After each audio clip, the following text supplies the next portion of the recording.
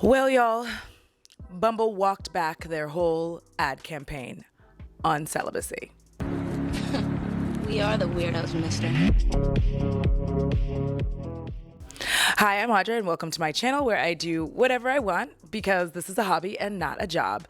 For those of you who missed it, there was a live stream I did a little while back about Bumble fumbling, and I will attempt to link it. I can make no promises. My job is very demanding hours-wise. So, when I get to editing, and to be honest, this is the second time I filmed this video, but because I didn't edit the other one, I hate it. So, I know. How do you hate something you haven't even attempted to edit? Don't question my mind. Anyway, what had happened was Bumble had ads like these, and people, rightfully so, got into an uproar. Very specifically, women and femmes were quite upset about these ads. I was as well, because I just didn't understand who the market was for. And honestly, if you're talking about women being celibate, I don't know. It could just be me, but maybe talk to the specific demographic that's perhaps causing this.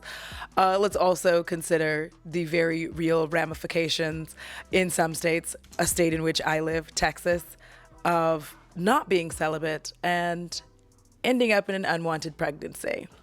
I wouldn't, but some would, because I can't even say that because there's no way to stop someone from you. So there is that. That was dark. You want to know dark and brutal? Come with me. So out of the darkness, somewhat into the light, Bumble said, "We made a mistake. Our ads referencing celibacy were an attempt to lean into community frustrated by modern dating. And instead of bringing joy and humor, we unintentionally did the opposite." I mean, I don't understand how that would be funny, my opinion, because I find weird things funny, I guess. I recently shared on my IG stories a man doing an impression of Godzilla heading out. I watched it 3 times. I snickered each time. I thought it was hilarious. All right, I'm gonna head out and just into the water. Oh, Lord. The way I just have not been able to stop cracking up at that. Let me live my life. Anyway, I'm also sitting in another spot because it's supposed to intimidate me into putting together the rest of my furniture, honestly, so that I can have this area of my home be a home. So anyways, back to Bumble. I thought it'd be nice to actually have a conversation in my life about celibacy and self-discovery, because I really think that one of the biggest reasons that they missed the mark, again, bodily autonomy aside, a big reason they missed the mark is because anybody who's been on dating apps knows that they started pushing more and more and more towards financial gain and less towards people actually finding partners that they would find accommodating to their lifestyle. I gotta have some coffee. So for those of you who like coffee sipping ASMR, this is for you. For those of you who don't, just mute until you see me put the cup down. Oh God, it's so good. I love hot coffee. It's so freaking delicious. It goes down your throat and into your gut, and it just makes you feel whole. Like everything's gonna be okay for once. All right, so we're back. Because a lot of people, and I've said this before, and I will keep saying it, for those of you who are new to my channel and have never seen that video and you don't want to go back and watch it, which I understand because I do the same oftentimes, sometimes. When dating apps originally started, the intent was for people to find relationships. And obviously you knew that different dating apps did different things. Most people to this day know that Tinder is where you go when you want to hook up. Bumble and Hinge were for actually finding a relationship. And Match was needlessly complicated so that you could just find people who were very angry that you didn't respond in a timely fashion and then proceed to cuss you out about how you missed out on them and their money and their cars. But really, you were just at work. Not a personal story at all. Fine. Throw away the best thing that's ever happened to you. I don't really think this is the But best. know this. I will taste Pam's hair, and there's nothing you can do to stop me. Let's stay friends. Anyway, for me, I started my celibacy journey approximately 4 years ago. I feel like July might be my anniversary, my 4-year celiversary. Sorry, I got too excited about that. Whenever I randomly make up a word, and don't tell me if somebody else has used the word because that will hurt my feelings, and I only have one of them. Thank you. Have a good day. And I took notes this time so that I would feel less intimidated about how crappy this video is. Thank you. Have a good day. Please be nice to me. So for me, the thing that started my celibacy journey was yet another failed relationship, okay? And I was just like, what is happening here? I thought that we were going to be together, and then you moved to Colorado. All right. After looking me in the face repeatedly and saying, like, are you ready for me to be here full time? Yes, I am. Are you ready to spend a lot of time with me? I am. And then I go, oh, let me take you out for lunch. And they go, that will be a little difficult. I'm in Colorado. And I was like, So after that, I realized it was time to like get it together. And one of the things that celibacy has done for me is give me a lot of self-discovery in ways that I don't think I would have done if I was still constantly relationships seeking. So the first thing it did was it did allow me to examine past relationships and kind of determine what it was that kept kind of causing this, because I'm not going to say in any way, shape, or form that just because you're the common denominator, you are the problem. But as you are the common denominator, you are the only part of this that you can examine. And so I went through a lot of my relationships with a fine-tooth comb, and it was painful. It felt somewhat unnecessary, but also very necessary. Like unnecessary in that why are you digging up your past, but very necessary in that like you have to dig out your past in order to foresee your future so that you don't keep making the same mistakes. Unlike this country that refuses to own up to its past, and so we're going back. Anyways, that's dark again. Let's move forward. So one of the things I realized and noticed is that in all of my relationships, with the exception of the first one, well, really even there, but all of them were, in some way or another, I was being a princess in the tower. I refused to rescue myself and save myself from bad situations, and allowed the other person in the relationship to be the one saving me and rescuing me and helping me.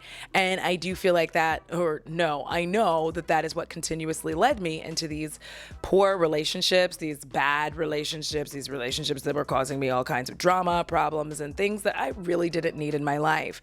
When my first love, my mother thought the two of us were going to get married. Theo, I can say their names, doesn't matter. You know what I mean? Like, do they watch my channel? Absolutely not. Do they even know I have a channel? Probably not. They're obsessed with other things that hopefully aren't me. Hopefully. Anyways, we were together for about 2.5 years, and he was what? Emotionally unavailable. Yeah, yeah.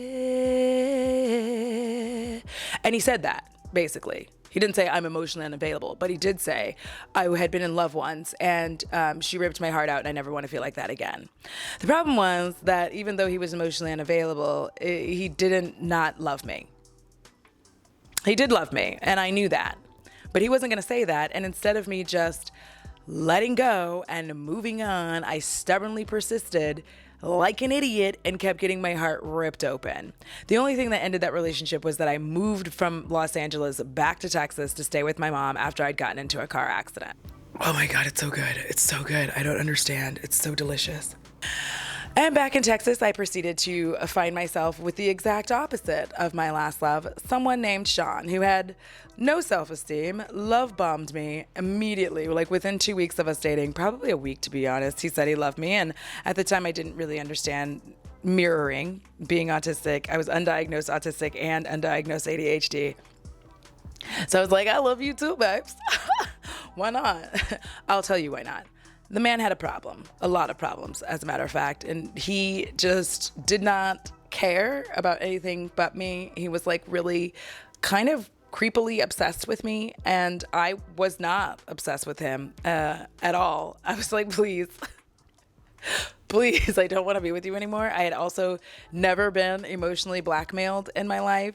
This man would basically say that if I left him, it wasn't basic. He would say this outright. I'm working on language. He would say outright that if I left him, he would unalive himself. And since I didn't know what to do with that information, I was like, okay. So I would go to the club with my friends without him. In fact, I would tell him I was going to bed, and I would be calling him from the bar bathroom, just boom, boom, boom, boom. I still can't believe he would take that, because I would literally be there like, oh yeah, I'm going to bed. I'm just calling that, I'm going to sleep. All right, good night. And then I would be like shaking my long back, to Lil Jon. So that was a situation. But he was, in fact, rescuing me from the heartbreak from the first relationship I had, where I did not feel loved. And this, I felt smothered. And then I got into a relationship with what would be my husband, Chris.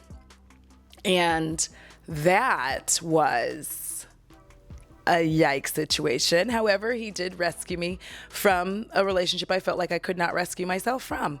Princess in the Tower syndrome. Again, everyone was rescuing me and I just really wasn't rescuing myself. By the time me and my ex-husband were finally at the end of the whole thing, I was like, I'm done doing that. This isn't, you're not a great person. I met him, he was an active alcohol addiction.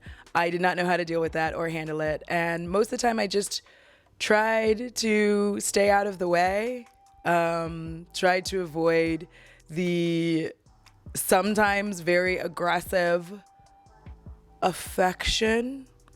I don't want to call it affection because it wasn't that, but I don't necessarily want to say SA because that kind of stresses me out and it's something I'm not ready to think about. Anyway, it was not a good relationship. There was a lot of emotional damage. There was a lot of emotional abuse. There was a lot of verbal abuse. And I had hoped that by the time he sobered up, that it would be my turn to do things, and it wasn't. But while he was deep in his addiction, in his active addiction, I started to find myself again and take care of myself again. And so the divorce was very good for me.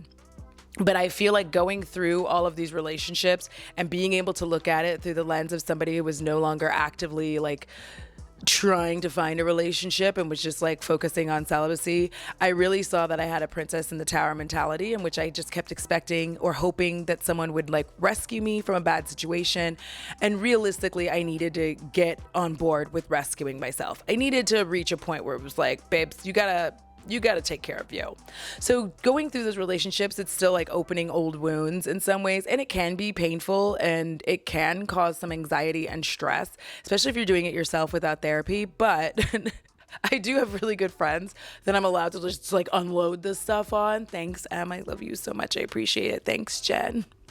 Thank y'all for letting me unload my pain. Thank you, Teresa. Thank you, Millie. I have some really good friends who allow me to just unload the stress and the pain, and also be able to walk through that and work through it and find out and discover the things that were going wrong. Obviously, I still made mistakes, chiefly being involved in these relationships, chiefly not leaving when I should have. But I think that was a very good thing for me to recognize and realize. So that was step one of my celibacy self-discovery. Coffee ASMR incoming. Look at how muscular my forearm is. Is that my forearm? It is. Thank you. Oh, I can't wait to have a second cup. Can't wait. Can't wait to take these lashes off so that I can game. Oh, yeah. New game today? Maybe. But another very important thing I learned through my self-discovery and celibacy is I had to discover what it was I wanted out of life. I realized very importantly there that a big reason that my marriage failed, aside from everything that I just told y'all, was that I never wanted to be married in the first place. It was never something that I had wanted for myself growing up. It wasn't something I dreamed of. I was not the kid who was dreaming of a big white wedding. And if I was dreaming of a wedding, it was very goth in nature, in the moon, black dress, black sleeves, you know what I mean? The whole nine. It should look like a funeral, but celebratory. So I knew that was something I had never wanted. I did not want children. I didn't want any of the things. And once I started examining that, I started to realize that one of the main reasons that many of us pursue relationships the way that we do is because there is a rhythm to life that you're expected to follow. And it goes as follows. You graduate high school, and sometimes in high school, depending on who you are, you have these like little relationships here and there. Obviously, a lot of them are quite dramatic because a lot of what we learn from relationships is based in media. And don't get me started on media because I will info dump on you all day long. I'm so sorry. It's my favorite thing. It's my favorite thing. Anyways, but a lot of the information that we get about relationships we learn from television shows and movies that we watch. So especially when we're young, that's like forming our little brains. And so some people do in fact have like very dramatic relationships. And then you go from that into college, and sometime in college you're supposed to find someone that you're eventually going to marry. You graduate college, and after you graduate college, you either like get engaged to that person that you were with, or you get married, like however y'all do it. It's somewhere in there. You move into an apartment together, you buy a house, you get married, you have kids, you get your special job that makes you both a lot of money, and like that is your life, right? It's graduate, married, like engaged, married, have kids. And that's life. That's it. No one tells you what happens after all of that. It's just like that's your the trajectory you're supposed to go in. And I was following this trajectory even though it was very consistently making me unhappy. Every step that I was taking towards this was just like making me more angry. I was like, I hate it here. I was legitimately like mad about it all the time. I was like, I hate it. I hate all of these things. I don't want to do any of them. For me, like, especially when I was going to college, I really started to understand where I was like, I don't really like most of this stuff. Like, I'm an artist. I like creating things, all kinds of things, but especially like I like to stream. I like making, I didn't know it then, but like I like making playing video games. I did know that. I like to create film, and I like acting, and you know, I just knew that I'm a very creative person. I wrote books in middle school. Are you kidding? It's nothing published, but they're still written, and that does not make me any less of an author. And if you were there for one of my readings, I just hit my elbow on that. Did you see that? Then you would know that I'm very accomplished, okay? My writings in middle school were so good, you know? Sarah J. Maas could never. Anyway, so I started to realize like I'm spending a lot of money to go to USC to like literally not want to do any of the things that I want to do. I wanted to go into communications just because I figured something, because I was afraid to do what I actually wanted to do. And so now I'm doing the things I want to do. That's why this is a hobby and not a job, because babes, I feel like if this was my job, I would crumble under the pressure. I really spent time looking at what I wanted, and then I started getting back into things that I had enjoyed previously and had forgotten that I enjoyed, i.e. video games. If you don't know, I stream on Twitch. You can expect to see dumb shit like this. That's not the point. The point isn't the controller.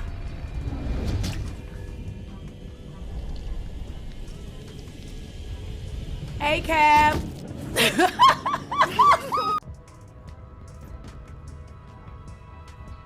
I'm gonna toot, so I'm gonna mute.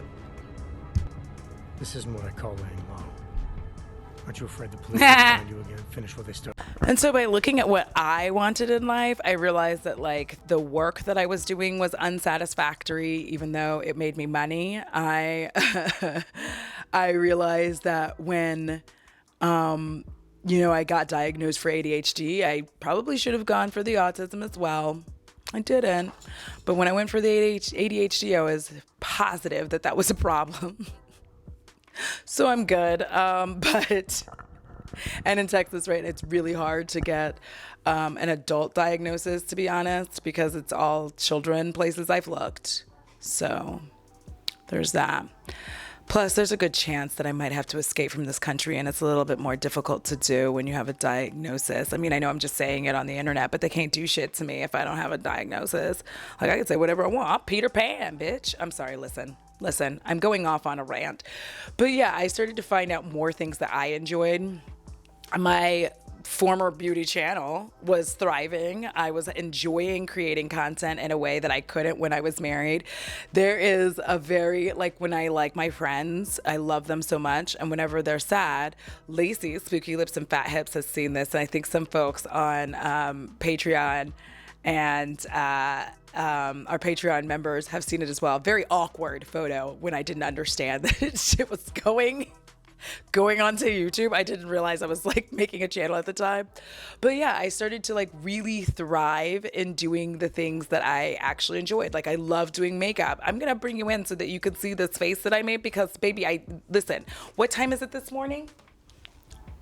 It is 9:27 while I'm filming this, and I started putting this look together at like 8:30. So I need you to appreciate this. Meow. Look at my face. Look at it. Look at it. The coordination, the beauty. You'll never find this anywhere else. Also, another big thing that I did was I regained my self-esteem. I had started regaining it near the end of my marriage, but I really started to get a hold of it whilst I was celibate, because I realized that like many people who have been socialized as women, that I put a lot of stock into myself as a human being, and as whether or not I had made it in life, behind whether or not I was in a successful relationship, because that's what we're taught. Again, media does this to us as well, where even in our favorite rom-coms, the main female character is always in a search to find love in one way or another. Even when she's not trying to find love, it's because she had another love that like fell apart. So she's not interested in love. But Luke came along and changed that for her. Oh.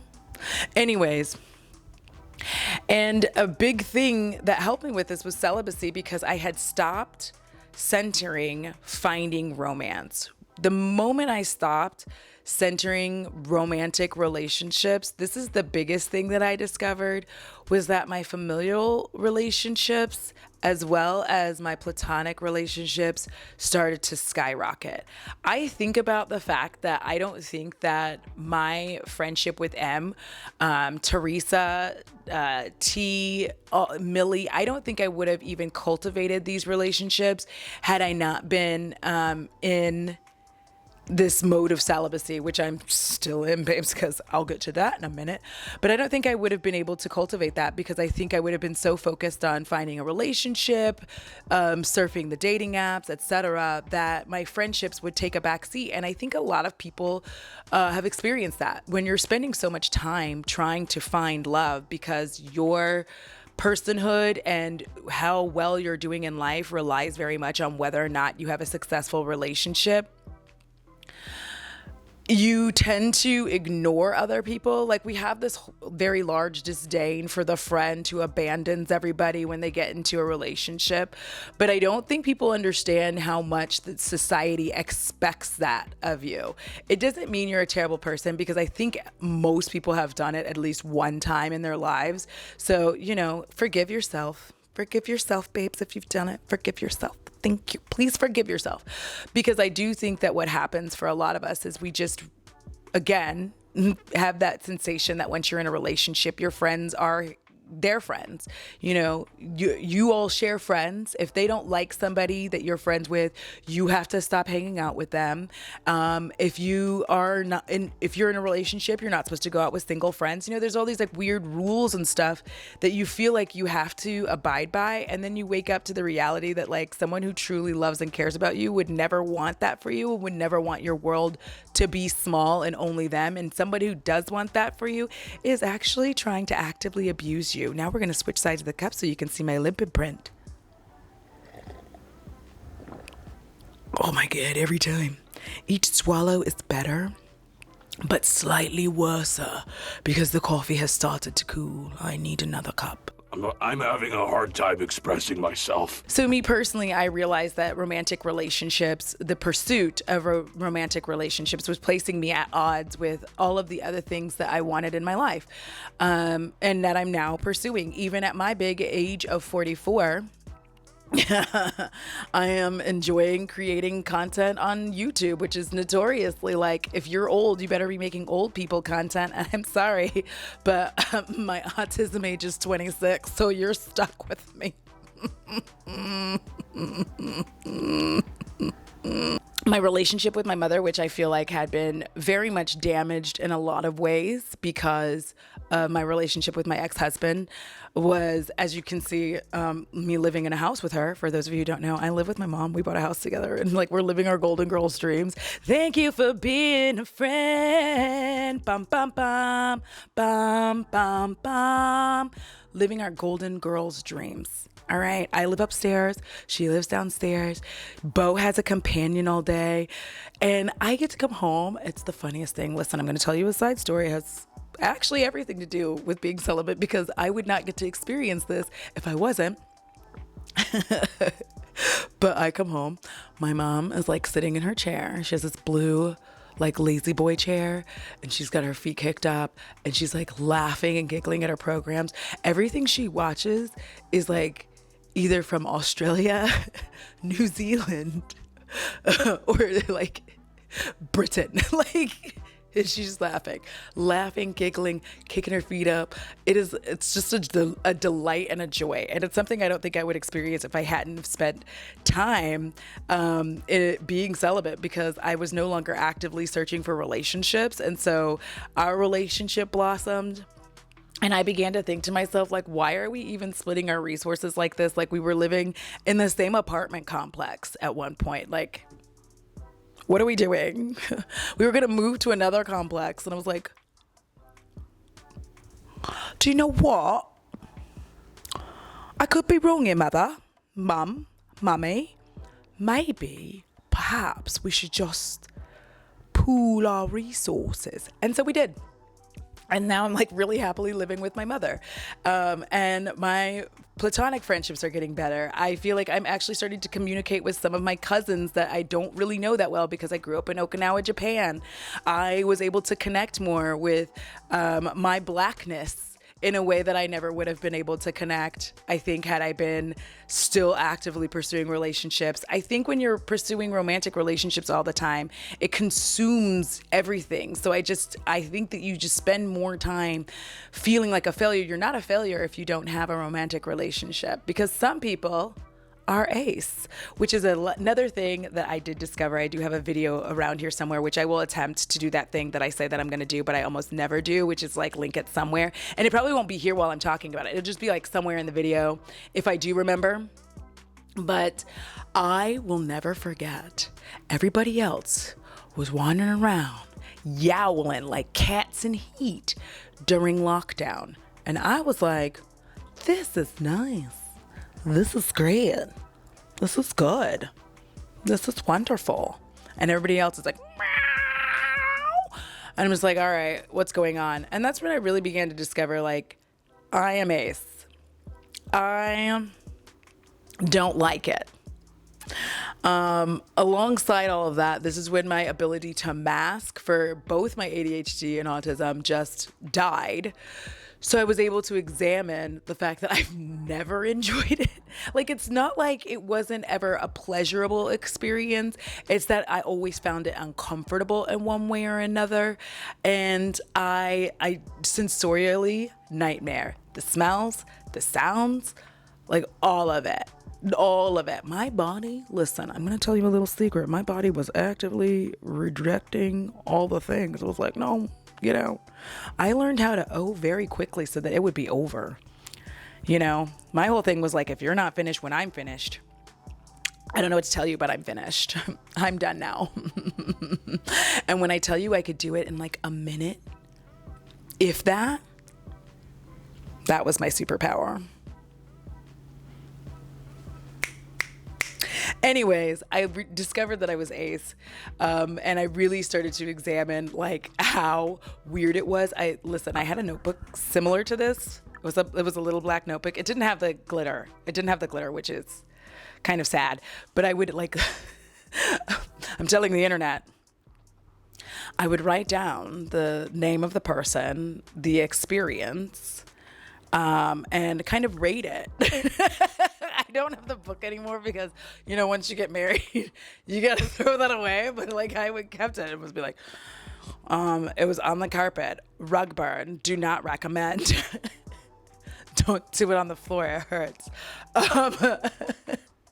So it was stuff like that where I was just trying to like figure out what the issue was. And it turned out I don't like it. I don't enjoy it.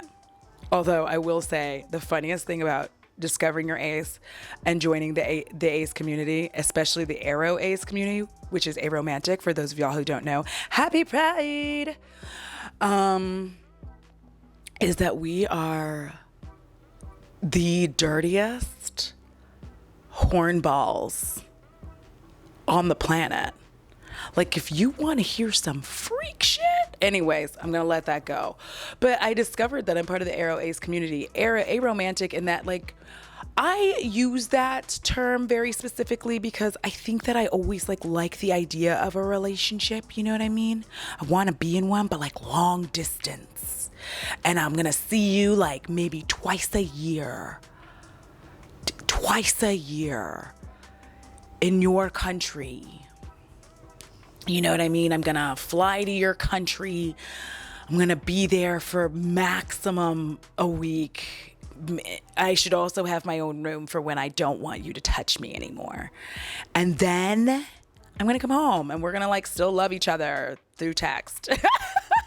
Listen, this is my life. That's my life. So I think that my road to self-discovery was just very helpful, like through celibacy. And it's very unfortunate that Bumble took this opportunity to use celibacy as a joke instead of really embracing the ideas behind celibacy. They could have used like their friendship aspect. It was right there. It's very awkward that they didn't do that. Like, you had the friendship aspect and you really could have been like, celibate, Bumble friends exists.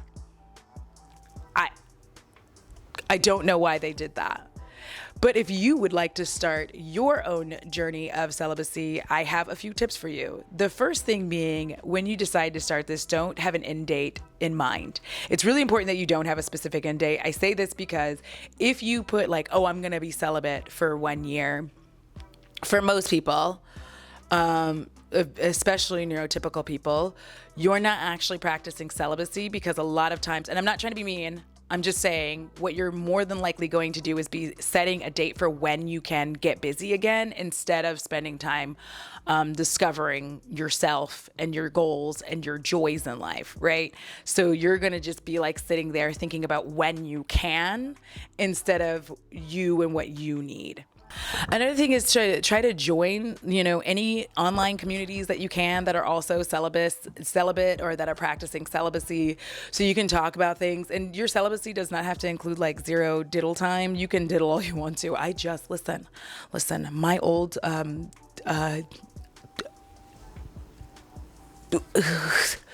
tool. There we go. My old tool that was old enough to drink. You heard me correctly. Finally died. It was battery operated. And when I say battery operated, I mean AA batteries. I had to use 2 AA batteries. Okay. It finally died, and I had to find a new one, which was upsetting to my need for things to be exactly the same. And I instead purchased 2. And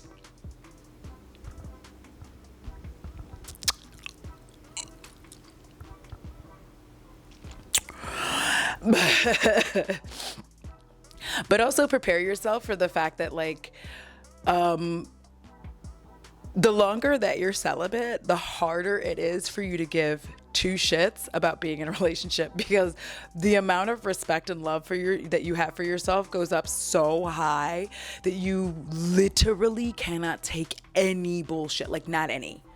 Like, not a modicum of it. Not a teeny drop. Like, if I even suspect, like, listen, I'm pan, okay? And when a man, I'm just like, you know what I mean? So I think you have to prepare yourself for the fact that like anytime I've even had like a remote crush on a man, It's immediately killed by like within 2 sentences. I'm like, ugh. Or I see a man eat and then I'm like, never mind, I'm good. That's disgusting. Y'all don't close your mouths.